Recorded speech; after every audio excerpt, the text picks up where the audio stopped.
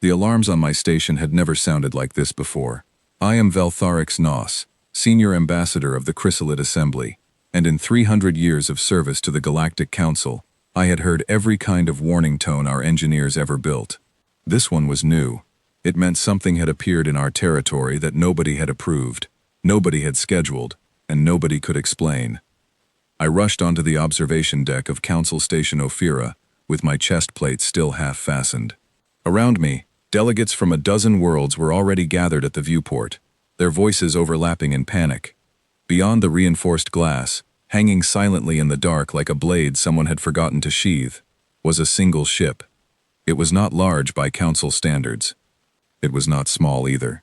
It had none of the soft curves our own vessels favored, none of the painted markings that told other species who to trust and who to avoid. It was gray, angular, and utterly still, as though it had been carved out of the void itself and left there to watch us. The tag on our sensor display read only one word: unknown. Commander Yesh of the Ool Collective, a broad-shouldered being with skin like polished stone, was the first to speak clearly enough for the room to understand him. "Species reads as human," he said, and the word landed like a stone dropped into still water. I had heard the word before, in old reports nobody took seriously, in Border Patrol logs that were dismissed as sensor errors, in stories that other diplomats told over drinks to frighten new recruits. Humans were the rumor at the edge of the map, the empty space on our star charts where 3 research vessels had once gone in and never come back out. I had never expected to see one of their ships with my own eyes. I opened a channel, as protocol demanded. Every species that arrives at a council border is greeted with the same message, translated into thousands of languages by machines far older than any of us. It is polite. It is warm. It offers welcome, offers trade, offers a seat at the table of civilization. There was no answer. I tried again, adjusting the frequency, thinking perhaps our translation matrix had failed to find their language. Still nothing. The ship did not move. It did not power its weapons, if it even had any that we could detect. It simply sat there, and somehow that stillness felt louder than any threat I had ever faced. Commander Yesh ordered a probe sent out, a small unmanned craft designed to gather passive scans without provoking a response. We watched it drift across the black distance between our station and the alien hull. When it came within a few thousand spans, the human ship's exterior lights flickered on for the first time, tracing patterns down its length that meant nothing to any database we owned. Then, just as calmly as it had lit up, the ship rotated on its axis, facing our little probe directly, and the lights went dark again. The probe stopped transmitting, not destroyed, not damaged, as far as we could tell from the final burst of data it sent back. It simply stopped, as though someone had reached out and turned it off with the same ease I might turn off a lamp. The observation deck fell silent. I remember gripping the railing with all 4 of my forward limbs, feeling the metal tremble slightly under the vibration of the station's engines, and thinking that I had never once considered what it would feel like to meet a species that did not want to be greeted. For 6 days, the ship remained exactly where it had appeared. Our sensors recorded every possible detail we could gather from a distance: hull composition, engine signature, the faint thermal bloom of systems running deep inside it. What we could not gather was any hint of intention. It did not approach our station. It did not retreat. It did not respond to any of the 11 different diplomatic protocols we attempted, protocols that had worked, eventually, on every other species we had ever encountered, including some that greeted us with open hostility at first contact. I spent those 6 days barely sleeping. I reviewed every scrap of historical data the Council had ever collected on humanity, and there was shockingly little of it. A handful of border incidents scattered across 2 centuries. A cargo convoy from the Bantal Mercantile Guild that vanished near a system flagged only as Sol Perimeter. A scouting mission from the Vashkar Hegemony, sent decades ago to establish the edge of human territory, whose final transmission consisted of a single garbled phrase that our linguists had never been able to fully translate, something that roughly meant, "We are not what you think we are." On the 7th day, without warning, the ship's engines flared to life. I watched from the observation deck as the vessel turned smoothly away from our station, gathered speed with a grace that unsettled me more than any display of aggression could have, and folded itself into faster-than-light travel. One moment it was there. The next, the space where it had been was simply empty, as though it had never come at all. Commander Yesh turned to me, his stone-like face unreadable, and said the words that would echo through every council chamber for the following weeks. "They did not come to talk to us," he said. "They came to look at us." And then they left. I did not sleep that night. I kept thinking about the probe, its final flicker of data cut off mid-transmission, and the strange, cold feeling that we had just been assessed by something that considered us not worth a single word of reply.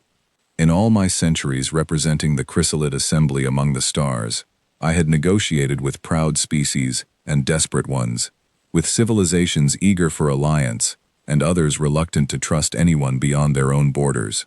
I had never once felt what I felt standing on that deck, watching an empty patch of space where a silent ship had been. It was not fear of an attack. It was something quieter and, I would come to learn, far more dangerous. It was the fear of being judged by someone who refused to explain the verdict. 3 days after the ship departed, the council convened an emergency session, and I was asked to prepare the full briefing myself, because no one else on the station had watched the encounter as closely as I had. I remember walking the long corridor toward the grand chamber, my footsteps echoing against walls lined with the flags of 40 founding worlds, and thinking that whatever I said in that room in the next hour would shape how an entire galaxy chose to respond to a species we barely understood. I had no idea, standing there, that this single silent visit was only the beginning of something the council would never fully recover from. The chamber was already full when I arrived, and I had never seen it so crowded outside of a declared crisis. Delegates from every founding world and dozens of client species packed the tiered seating in a wide circle around the central podium, their voices a low roar of overlapping languages that our translation system struggled to keep pace with. I took my place at the Chrysalid Assembly's designated bench, between the Ool collective delegation and a cluster of Vashkar officials whose antennae twitched with obvious agitation. High Speaker Orin Vale called the session to order, and the noise died down to a tense murmur. Orin was old even by the standards of her long-lived species, the Threnval, whose pale, luminous skin seemed to dim slightly whenever she was troubled. It was dimmer than I had ever seen it that day. "We convene," she said, "to discuss the appearance of an unregistered vessel within council-monitored space, and to determine what this encounter means for the safety of every member world represented here." I was called to the podium first, and I delivered my report as precisely as I could, describing the ship's arrival, its silence, the strange fate of our probe, and its sudden departure. I tried to keep emotion out of my voice, the way any good diplomat learns to do, but I could hear murmurs rippling through the chamber as I described the moment the probe's data simply stopped. When I finished, the questions came fast. A delegate from the Bantal Mercantile Guild demanded to know why the council had not authorized a defensive response the moment the ship appeared. A representative of the smaller Ithrine Concord asked, more quietly, whether this could have been an accident, a lost vessel rather than a deliberate visit. I answered as honestly as I could. I did not believe it was an accident. Nothing about that ship's movements had suggested confusion or distress. It had come, watched, and left with total control. It was Ambassador Skrell, of the Vashkar hegemony, who rose next, and the room quieted out of respect the moment he stood. Skrell was among the most decorated diplomats in council history, credited with negotiating the peaceful integration of 3 separate species into our alliance, without a single life lost in the process. His presence alone carried weight. "I have reviewed the historical record," Skrell said, his voice calm, but carrying an edge I had not heard from him before. "This is not the first encounter our records show with this species. It is simply the first one that any of us witnessed directly." He gestured, and the chamber's central display shifted to show a star map, dotted with small red markers scattered along what the council had long assumed was simply unclaimed frontier space. Every one of these markers represents an incident involving unidentified vessels, later suspected, though never confirmed, to be of human origin. A trade convoy that stopped transmitting 3 systems past our border. A hegemony scouting mission, sent to survey the edge of what we now believe to be human territory, whose crew we never heard from again. In every case, the pattern is identical. Contact, brief and unexplained silence, and then nothing. The chamber erupted, Some delegates called for an immediate increase in border patrols. Others argued that the historical incidents proved nothing beyond ordinary hazards of frontier exploration, hazards every species had faced when expanding into unmapped territory. I sat quietly through most of it, turning Skrell's words over in my mind, and it was his final comment before he returned to his seat that stayed with me longest. We have spent 3 centuries believing that any civilization capable of reaching the stars would eventually seek us out, eager for alliance, for trade, for the safety of numbers against the dangers of the void, Skrell said. We have never once considered what it would mean to encounter a species that simply does not need any of that from us. High Speaker Orin called for order and opened the floor to formal proposals. It was here that the divide first became visible, a divide that would only grow deeper in the weeks that followed. One faction, led loudly by delegates from the more militarized member worlds, argued for an immediate show of strength, a combined fleet stationed along the presumed human border to deter further incursions. Another faction, quieter but no less passionate, argued that any show of force against a species we did not understand was a reckless gamble that could provoke exactly the conflict everyone claimed to want to avoid. I found myself, somewhat to my own surprise, drawn toward a third position, one that few in the chamber seemed willing to voice aloud. I believed we needed to attempt contact again, not through silent probes or defensive posturing, but through a genuine diplomatic mission, staffed by someone willing to approach humanity on terms they might actually respect, rather than terms the Council found comfortable. When I rose to speak this proposal, the room grew quiet in a different way than it had for Skrell, a kind of skeptical hush rather than respectful attention. I understood the skepticism. The Chrysalid Assembly held a smaller voice in council affairs than many of the founding worlds, and my proposal essentially asked the Council to risk one of its most valuable diplomats on a mission that had already, by all appearances, swallowed at least one previous envoy without explanation. We do not know that the hegemony scouting mission was lost through hostile action, I argued. We do not know that humanity intends harm at all. What we do know is that a species capable of disabling our technology from a distance, without firing a single visible weapon, chose not to use that capability against us. If they wished us destroyed, Speaker, I believe we would already know it. It was a gamble to say so plainly, but I watched several delegates who had seemed ready to vote for an armed response pause and reconsider. High Speaker Orin studied me for a long moment, her luminous skin flickering thoughtfully, and I understood in that silence that she was weighing not just my argument, but my willingness to stand by it. The Council will consider both proposals, she finally said. In the meantime, I am authorizing a formal diplomatic mission to attempt contact with the human government, through official channels, using every protocol at our disposal. Ambassador Skrell, given your record and your family's long history of successful first contact missions, I am asking you to lead it. Skrell rose and bowed his head in acceptance, and something in his posture, a stillness I had not seen in him before, told me he understood exactly how dangerous this assignment might prove to be. I caught his eye across the chamber as the session moved toward adjournment, and he offered me the faintest of nods, an acknowledgement, I think, that my proposal had placed him on this path, and that he did not resent me for it.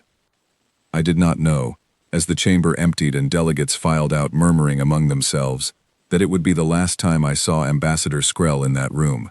I did not know that the mission I had argued for so passionately would become the single event that convinced the entire Council humanity was something far stranger and far more serious than any of us had first believed. I only knew, walking back to my quarters that night with the weight of the day's debate still pressing on my thoughts, that the silence of that first human ship had not been an accident, and that the galaxy was about to learn exactly what that silence meant. 3 weeks passed before we received word from Skrell's mission, and every day of that waiting period felt heavier than the last. The Council had outfitted his vessel, the diplomatic cruiser Solemn Accord, with every courtesy our protocols demanded, gift ledgers detailing trade opportunities, translated greetings in formats compatible with any known communication method, and a small honor escort of 2 additional ships, to demonstrate respect without appearing threatening. Skrell departed with characteristic composure, promising a full report the moment contact was established. The first message arrived exactly 9 days into the journey, transmitted from the edge of what our charts labeled as the Sol perimeter, the presumed boundary of human territory. I was present in the communications hall when it came through, having requested direct access to any updates given my role in proposing the mission. Skrell's voice, calm and measured as always, filled the chamber. "We have crossed into what we believe is monitored human space," he reported. "No hostile action has been taken against us." "We are being escorted, though I confess the nature of the escort is unlike anything in our experience." He went on to describe two small human vessels that had appeared alongside the solemn accord without warning, matching its course precisely, neither approaching nor retreating, simply flanking it in silence. No communication had been exchanged. No demands had been made. The ships simply flew alongside, present and watchful, for the better part of a day, before peeling away as suddenly as they had arrived. 4 days later, a second message came through, and this one carried a different tone, one that made several of the officers in the communications hall exchange uneasy glances. Skrell reported that the solemn accord had been guided, again without a single word of explanation, toward what appeared to be a remote listening outpost near the edge of human space. The escort ships had returned, this time accompanied by a larger vessel that matched none of our known classifications, and had directed his ship toward the outpost using nothing more than precise, wordless positioning, the kind of communication that relies entirely on trust that the other party understands your intention without needing it spoken aloud. "They have not threatened us," Skrell said in that message, and I remember the strange calm in his voice, a calm that in hindsight I believe was the composure of a diplomat determined not to alarm his own government, even as uncertainty grew around him. "But I confess, Speaker, I do not yet understand what they intend. We will attempt formal contact with the outpost directly. I will report again once that contact is made." That was the last message we received from Ambassador Skrell that made any coherent sense. The final transmission arrived 2 days later, and it was fragmented, cut through with static that our engineers later confirmed was not the result of any technical failure on our end, nor any weapon discharge we could identify. It was, as best as our analysts could determine, deliberate interference, precise enough to distort the message without destroying it entirely, as though whoever caused it wanted us to hear just enough, and no more. Through the static, Skrell's voice came through in broken fragments. I have listened to the full recording more times than I can count in the years since, and even now certain phrases surface in my memory unbidden, in the quiet hours when sleep does not come easily. "They already know everything about us," the recording said, Skrell's voice steady, despite the distortion around it. "They're not asking, they're deciding." There was a pause in the recording, several seconds of pure static, and then one final fragment, quieter than the rest, almost as though Skrell had turned away from whatever device carried his voice to us. "I do not believe they intend us harm," he said. "I believe something else entirely. I believe we have finally met someone who does not need our approval to exist." The transmission ended there. No further messages came from the solemn accord, not that day, not in the days that followed, not in the weeks after that. The 2 escort ships that had accompanied Skrell's cruiser returned to Council space eventually, their captains reporting only that the solemn accord had continued on toward the human outpost under its own power, engines functioning normally, no sign of damage or distress, simply moving deeper into human territory and out of any range where our own instruments could follow. The Council convened again, and this time the chamber held none of the earlier arguments about historical incidents or speculative threats. This time, the fear in the room was immediate and personal, because Ambassador Skrell was known to nearly every delegate present, respected by allies and rivals alike, and his disappearance, unexplained and unresisted, struck the assembly harder than any hostile act could have. I remember Commander Yesh leaning toward me during the session's opening moments, his voice low enough that only I could hear it over the rising noise of the chamber. "They did not attack him," he said. "That is what frightens me most. A species that could take one of our finest diplomats without a single shot fired, and simply chooses silence instead of explanation." I found I had no answer for him, because for the first time since the strange ship first appeared at our border, I understood that the Council was no longer dealing with a mystery to be solved through patience and protocol. We were dealing with a civilization operating on principles none of us had the framework to understand, one that treated diplomacy not as an obligation owed to every spacefaring species it encountered, but as a privilege, extended only when it judged the moment right. High Speaker Oren Vale stood before the chamber that day and made no attempt to hide the uncertainty in her voice. A rare admission from someone who had led the council through crises for longer than most delegates present had been alive. "We do not know if Ambassador Skrell is alive," she said. "We do not know if his mission failed, succeeded, or was simply set aside for reasons we cannot yet comprehend. What we do know is that humanity has now taken from us both a probe and an envoy, and offered no accounting for either." The debate that followed lasted long into the night cycle, longer than any council session I had attended in decades. And though I argued again for patience, for continued attempts at genuine contact rather than escalation, I could feel the chamber's mood shifting beneath me, drifting toward the louder voices calling for defensive mobilization, for border fortification, for a council-wide response to a threat that none of us could yet properly define.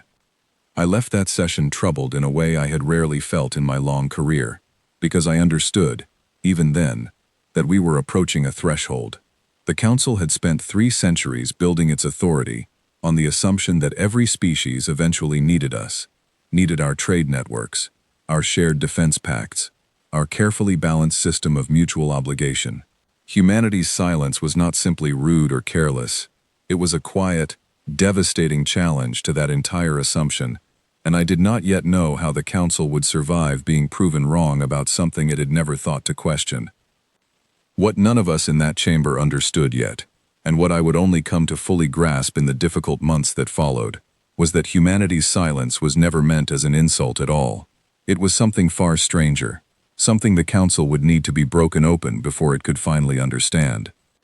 In the weeks after Ambassador Skrell's disappearance, the Council's Intelligence Division, a quiet and often overlooked office that most delegates rarely thought about outside of budget discussions, suddenly found itself at the center of every conversation in the chamber. High Speaker Oren Vale ordered a full review of every fragment of information the Council possessed on humanity, and I was asked, given my earlier involvement, to sit on the small oversight committee tasked with interpreting the findings. It was slow, frustrating work. Humanity, we discovered, had left almost nothing behind for us to study directly. No trade records existed between human territory and any council member world, not even the informal, unofficial trade that often sprang up along contested borders long before formal relations were established elsewhere. No cultural broadcasts had ever been intercepted, no diplomatic correspondence, nothing resembling the casual signals most spacefaring species leaked into the void simply by existing.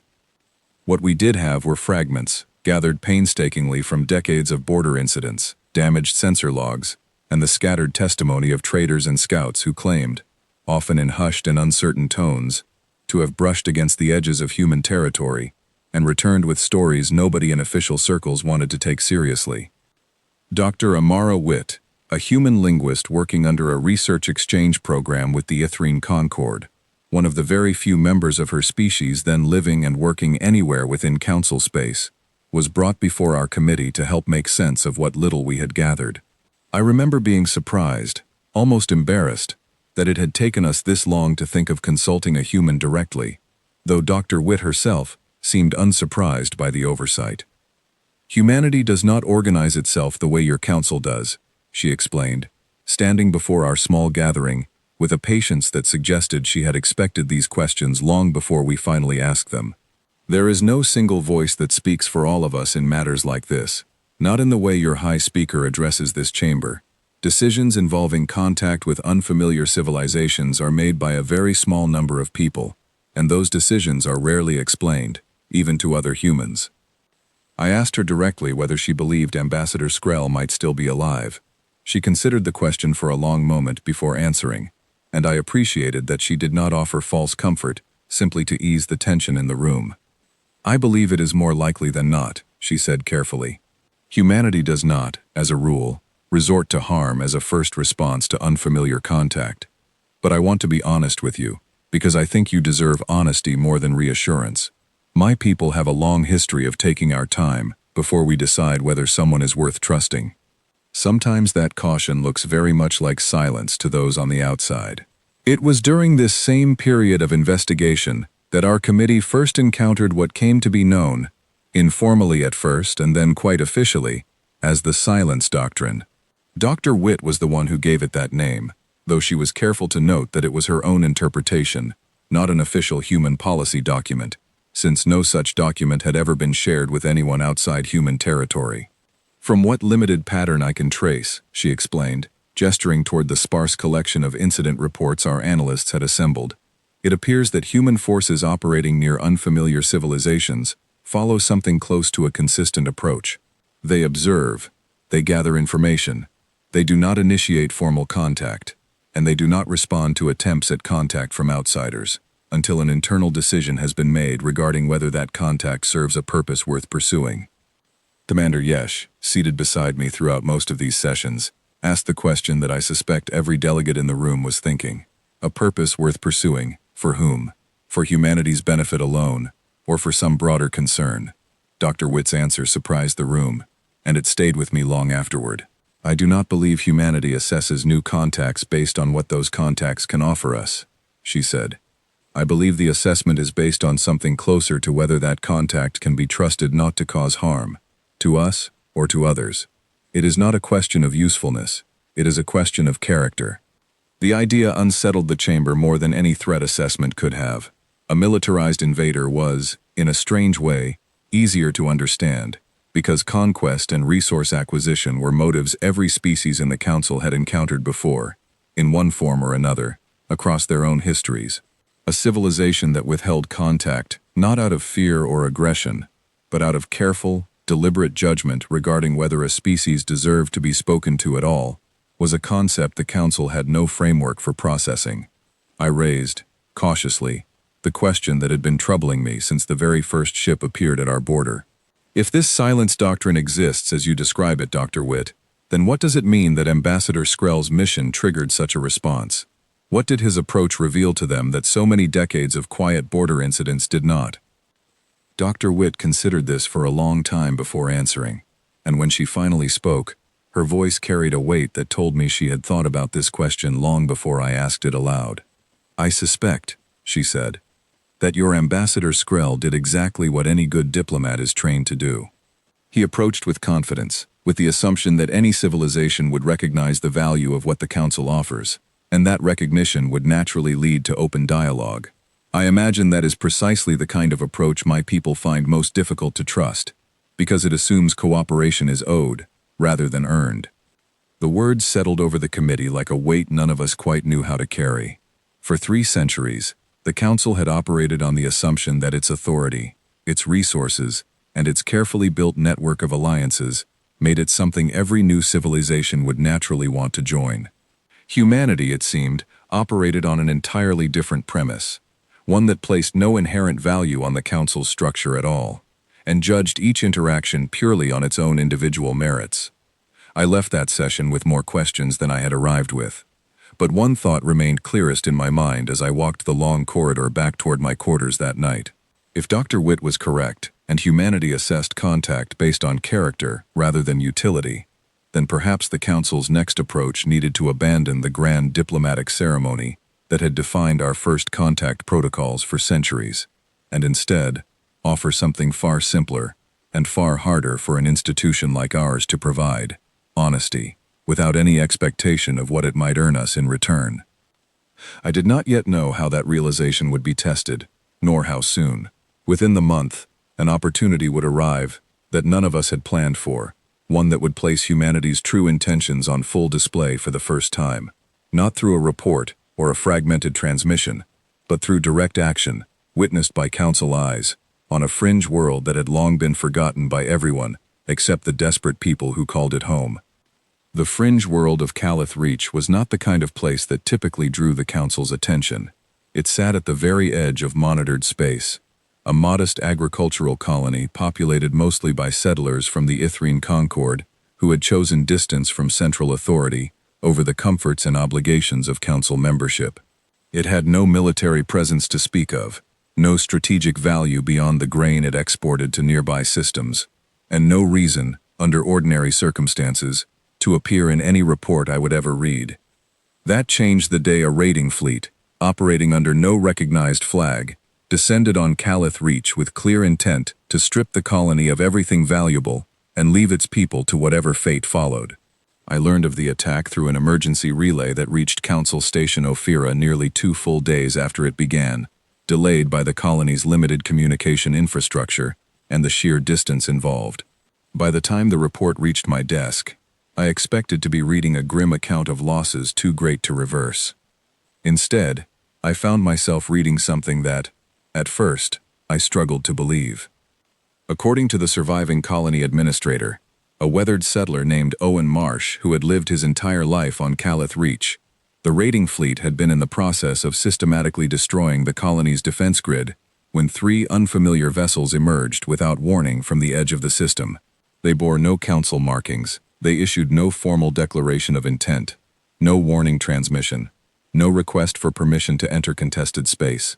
They simply arrived, and within a matter of minutes, the raiding fleet that had terrorized the colony for the better part of a day had been reduced to drifting wreckage. They didn't ask us if we wanted help, Owen Marsh reported, his voice, even through the strained quality of the relay recording, carrying a note of stunned gratitude. They didn't wait for permission from anyone. They just came in, and it was over so fast, most of us didn't understand what had happened until the shooting stopped. The unfamiliar vessels, the report continued, made no attempt to communicate with the colony afterward. They remained in orbit for several hours, apparently conducting some kind of assessment of the damage, before departing as suddenly and silently as they had arrived. It was only when council analysts compared the wreckage patterns and the brief sensor signatures captured by the colony's surviving equipment that we understood, with a certainty that sent a ripple through every level of the council's leadership, that the unidentified vessels had been human. I was summoned to an emergency committee meeting within hours of the report's confirmation, and I remember the mixture of relief and unease that filled the room as delegates absorbed what had happened. Here, finally, was direct evidence that humanity was not simply a silent, watching threat, content to withhold judgment from a distance. They had acted, decisively and without hesitation, to protect a colony that held no formal alliance with them, that offered them nothing in return, and that belonged to a species they had never engaged with diplomatically. High Speaker Oren Vale, still visibly strained by the unresolved disappearance of Ambassador Skrell, saw in this incident an opportunity the Council could not afford to waste. "We will not repeat the mistake of sending another envoy through formal channels," she said, addressing the committee with a firmness that had returned to her voice since the last time I had seen her. "We will send someone directly to the site of this engagement, with the specific intent of establishing contact with whoever commanded that response." I was not surprised when she turned to me next, though I had not expected the honor, nor the weight of responsibility that came with it. "Ambassador Noss," she said, "you argued from the very beginning that patience and honesty would serve us better than posturing. I am asking you to prove that argument correct." I accepted, though not without a private moment of doubt that I did not share with the committee. Ambassador Skrell had been among the most respected diplomats the Council had ever produced, and his mission had ended in silence and uncertainty. I possessed no illusions that my own credentials made me any less vulnerable to the same fate. But I had spent weeks studying every fragment of information we had gathered about humanity, weeks listening to Dr. Witt's careful, thoughtful analysis, and I believed, perhaps more than I had believed anything in my long career, that a different approach might yield a different result. I departed for Calith Reach within the day, traveling aboard a modest transport rather than the grand diplomatic cruiser that had carried Skrell toward his uncertain fate. I brought no gift ledgers, no elaborate trade proposals, no honor escort meant to project council authority. I brought only myself, a small translation unit, and the growing conviction that whatever I said upon making contact needed to be true, plainly true, without the careful diplomatic layering that had defined my profession for centuries. The journey took 12 days, and I spent much of it reviewing Dr. Witt's notes, turning over her words about character and trust, trying to imagine what an honest first sentence to a human commander might sound like. I arrived at Calith Reach uncertain whether the human vessels would still be present at all, half expecting to find only the drifting wreckage of the defeated raiders, and no trace of the ones who had defeated them. I was wrong. A single human vessel remained in high orbit above the colony, smaller than I had expected, its hull scarred faintly from the engagement, but otherwise steady and calm in its position. I transmitted a simple message, stripped of every formal council greeting I had used 1,000 times before in my career. I identified myself by name, stated plainly that I had come alone, and asked only for the opportunity to speak, without conditions attached. The response, when it came, was almost startlingly quick, and it was the first time in this entire strange sequence of events that a human voice addressed a council representative directly. "This is Captain Daniel Cole," the voice said, calm, unhurried, carrying none of the ceremony I had grown accustomed to in council diplomacy. "You can come aboard, Ambassador, alone, like you said." I remember the strange mixture of relief and nervous anticipation that settled over me as my small transport approached the human vessel, and the deep, quiet certainty that whatever happened next would shape not only my own understanding of humanity, but the entire Council's future relationship with a civilization none of us had ever truly known how to reach. The boarding process was simpler than any Council protocol I had experienced in my career. There was no honor guard, no elaborate ceremony of mutual respect performed for the benefit of onlookers. A narrow docking corridor extended from the human vessel to receive my transport, and when the hatch opened, I found myself facing a single figure standing calmly in a plain gray uniform, his expression neither hostile nor especially warm, simply attentive, the way one might look at someone whose intentions had not yet been proven either way. Captain Daniel Cole was younger than I had expected, though I reminded myself that judging age across species was an unreliable habit at best. He offered a brief nod rather than any of the elaborate greetings Council custom demanded, and gestured for me to follow him deeper into the ship without any preamble at all. "You said you wanted to talk," he said as we walked. "So talk." I had rehearsed 100 different openings during the long journey to Calith Reach. Careful phrases, meant to convey respect without appearing weak, confidence without appearing presumptuous. In that moment, standing in the plain, unadorned corridor of a human warship, I found that none of those rehearsed phrases felt right at all, so I abandoned them entirely and simply told him the truth. "I do not fully understand your people," I said. "I have spent weeks trying to, and I have failed more often than I have succeeded. I came here because one of our most respected diplomats attempted to reach you through every formal channel available to us, and he has not returned, and we do not know if he is alive. I came here because your ships saved a colony that owes you nothing, without explanation, and without request for anything in return. And I came here because I no longer believe our old methods of reaching out to new civilizations will work with your people, and I did not want to lose another life finding that out the hard way." Captain Cole stopped walking and turned to study me for a long moment, and I felt, for the first time since this entire encounter began, that I was truly being seen, rather than simply assessed from a distance. "That's the first honest thing anyone from your council has said to us," he said finally. "Come on, I'll answer what I can." He led me to a small, unremarkable room that served, apparently, as some kind of officer's quarters, and offered me a seat across from a plain table, with none of the ceremonial furnishings council meeting spaces typically demanded. I asked him directly about Ambassador Skrell, unwilling to let the question wait any longer than necessary. "He's alive," Cole said, and I felt a wave of relief pass through me, so strong that I had to steady myself against the table. "He's being held at a research facility, not as a prisoner exactly, more like a very closely watched guest. Command wanted to understand what your council actually was, before deciding whether he represented a threat, an opportunity, or nothing at all worth our attention." I asked, carefully, why that assessment had taken so long, and why no message had been sent to ease the Council's fears during the process.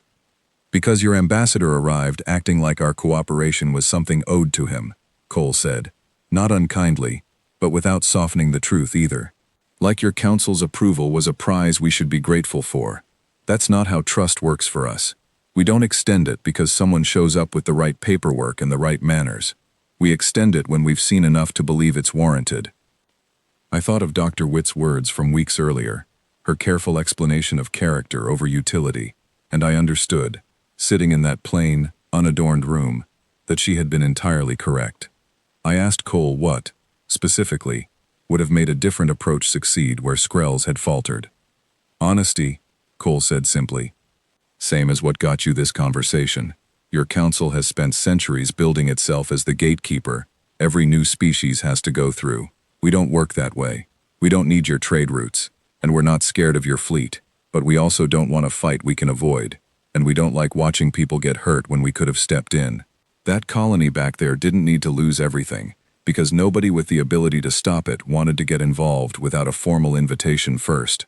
I sat with that for a long moment, feeling the weight of everything the council had built its authority upon settle uneasily in my chest.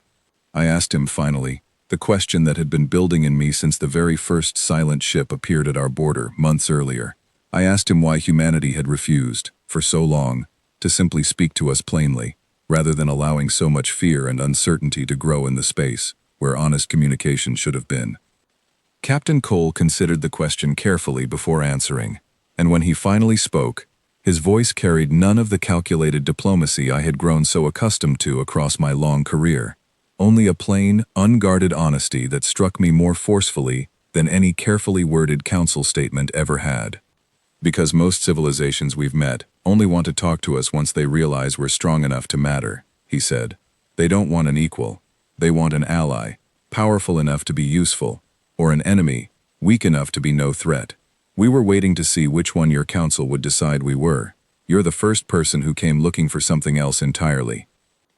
I left that ship 2 days later, carrying with me not a formal treaty, not a signed agreement, but something I believed would prove far more valuable to the Council's future, a genuine understanding of what humanity actually wanted from any relationship with the wider galaxy, and a clear, if difficult, sense of everything the Council would need to change about itself if it hoped to build that relationship honestly.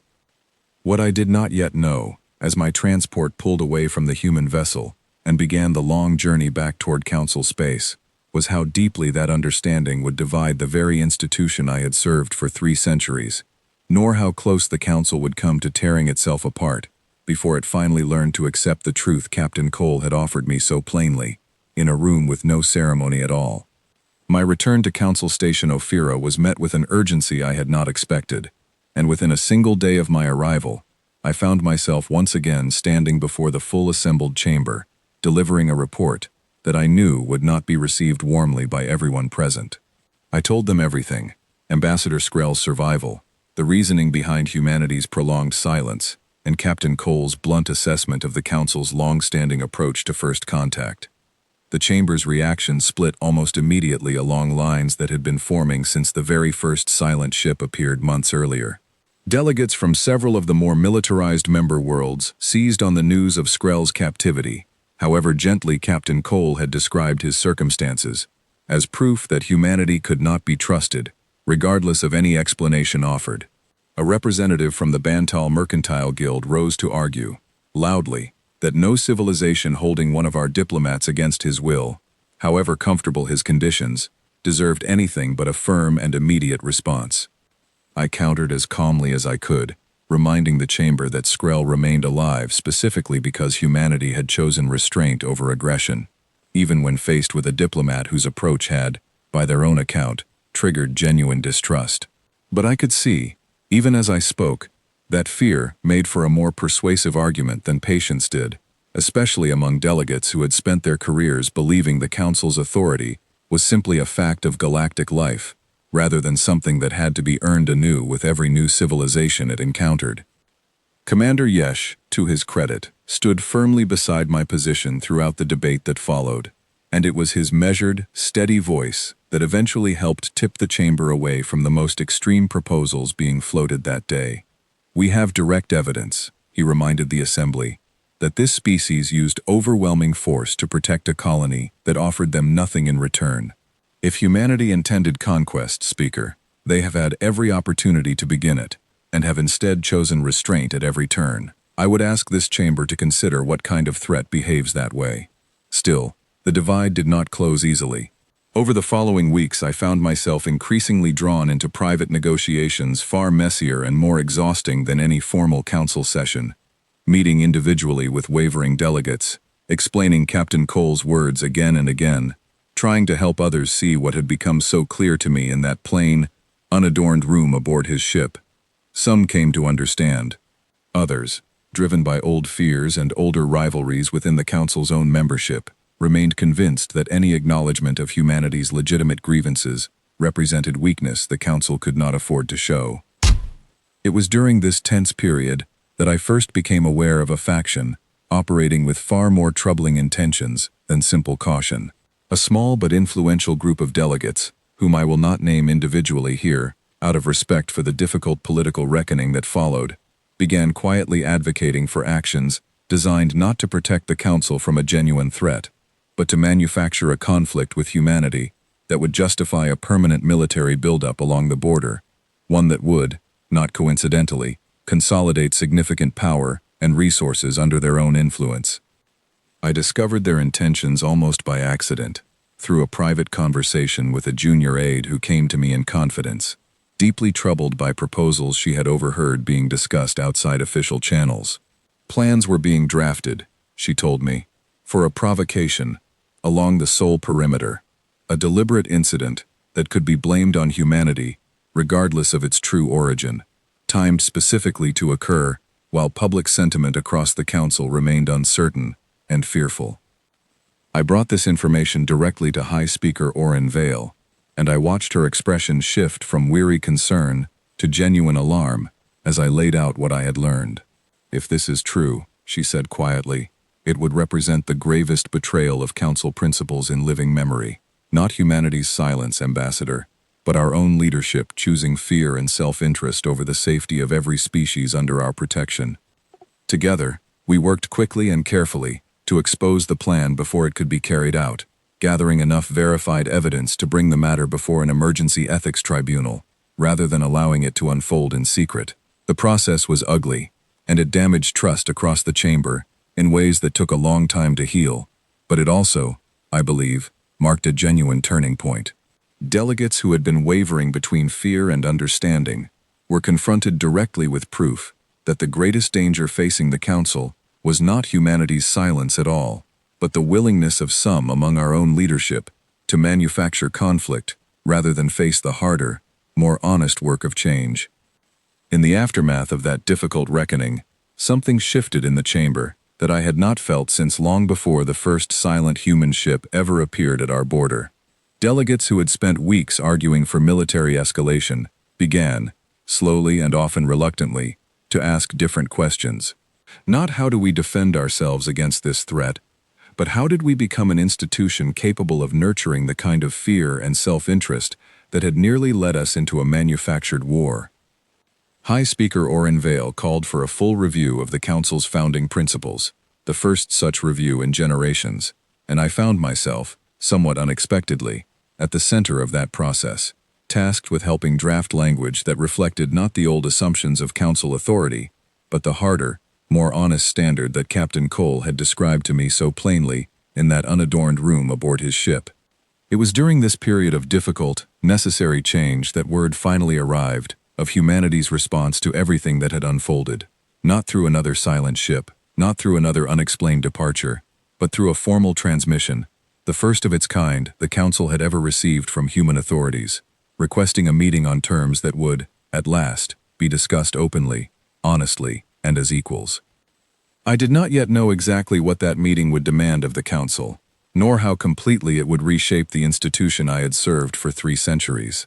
But standing in the chamber that day, watching the flags of 40 founding worlds catch the light differently than they had months earlier, I understood that the galaxy the Council had built its authority upon no longer existed in quite the same way, and that whatever came next would require an honesty this institution had never truly practiced before.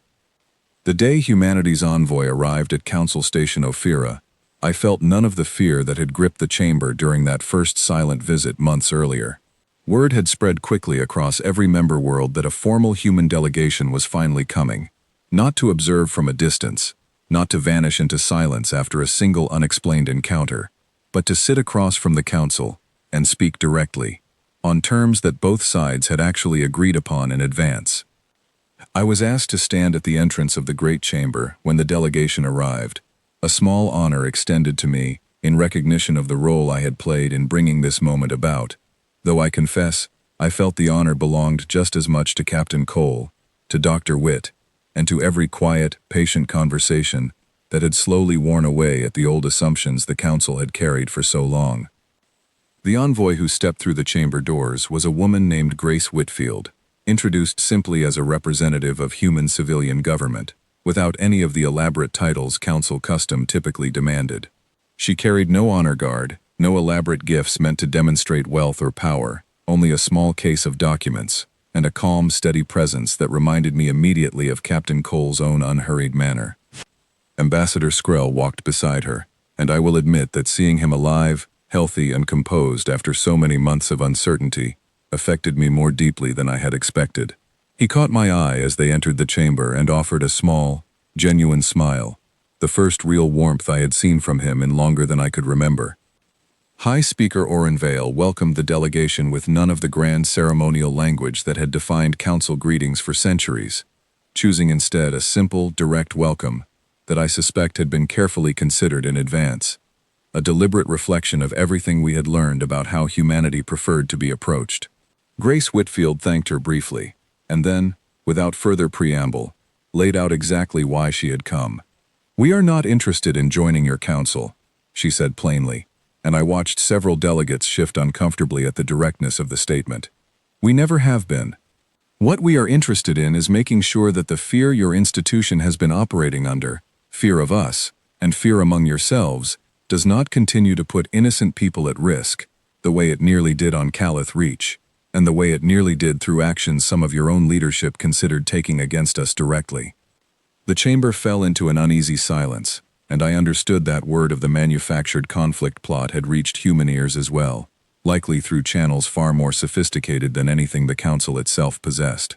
Whitfield did not dwell on the accusation, choosing instead to lay out, clearly and without excessive elaboration, exactly what humanity was prepared to offer in exchange for a different kind of relationship.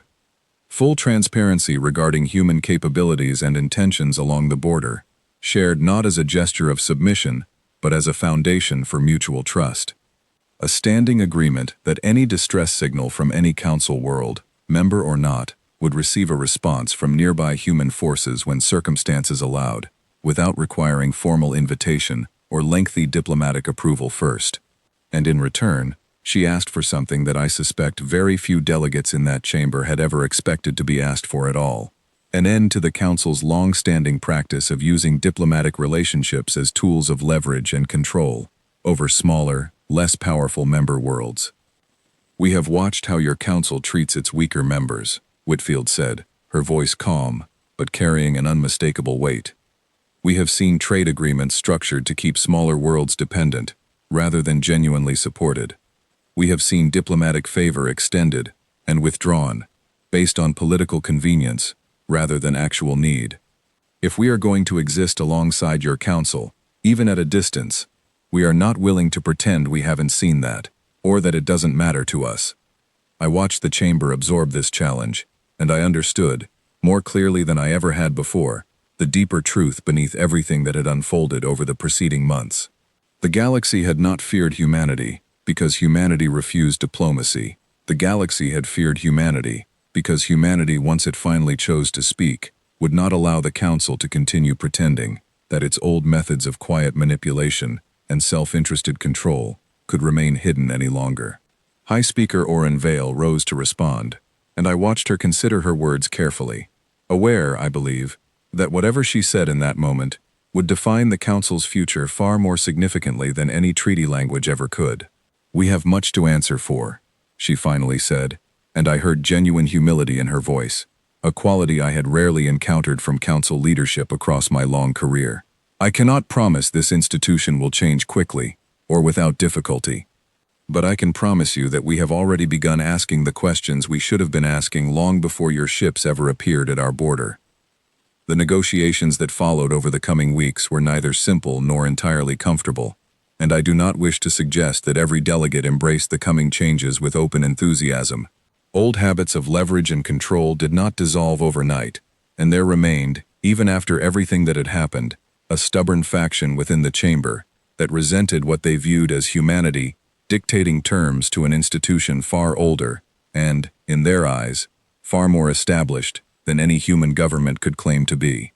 But something had shifted, undeniably, in the character of the council itself. Smaller member worlds, long accustomed to quiet neglect and unequal treatment, began speaking up in chamber sessions with a confidence I had not witnessed in decades. Emboldened by the knowledge that a powerful, previously unknowable civilization now stood, however distantly, as a witness to how they were treated. Trade agreements once weighted heavily in favor of the wealthiest founding worlds began undergoing genuine review for the first time in generations, and slowly, imperfectly, the Council began the long, difficult work of becoming an institution that earned its authority rather than simply assuming it. I think often, in the quiet moments between sessions, about that first silent ship, hanging motionless in the dark beyond Council Station Ophira, offering no explanation, no greeting, nothing but patient, watchful silence. I understand now, in a way I could not have understood then, that the ship was never truly refusing us. It was simply waiting to see whether we were the kind of civilization worth speaking to honestly. And I have come to believe, after everything that followed, that this waiting was the single greatest gift humanity ever offered us, though it took the Council far too long, and cost far too much uncertainty, to finally understand it as such. The galaxy did not fall to humanity's silence, as so many in that chamber once feared it might. Instead, the galaxy was finally asked, gently, but without compromise, to become something more honest than it had ever managed to be on its own. And though the work of becoming that better institution remains far from finished, I count myself fortunate, even now, to have played some small part in the moment the Council finally chose to listen.